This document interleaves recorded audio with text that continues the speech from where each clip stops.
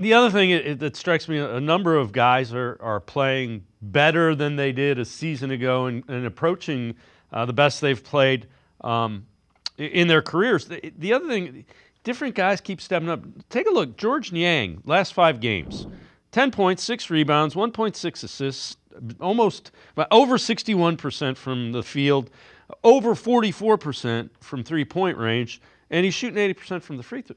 He's doing a little bit of everything, and if you're getting that kind of production from George Niang, you're doing pretty well. That's just the thing, Dave. We spent the fans and the media, and probably rightfully so, spent the off season thinking and saying the Cavs aren't going to make any moves. They're just going to hire a coach. That's not going to make any difference. Well, we were all wrong because they look like an entirely different team right now. Even though the majority of the main players are there, throw in Ty Jerome, it's the same roster as last season, but they look like a different team. And that's because, and George Niang's a shining example of that. They're just getting, they're more connected, which I think would have happened naturally, regardless of the coach, just because they do have that familiarity. But they're getting what, and we've talked about this before, what Kenny Atkinson stresses is shot quality.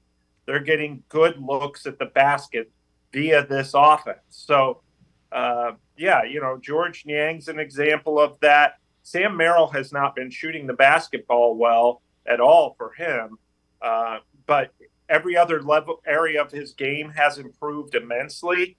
You could say that obviously about Darius Garland and Evan Mobley. So it's not just the stars; it's also the role players that they all look almost like different guys. Donovan Mitchell even looks like a different guy in terms of, his style is a little different. He's not forcing as many shots. He doesn't feel the need to constantly put the team on his back. So, through these first 27 games, they look like a different team than the last 27 games we watched last season.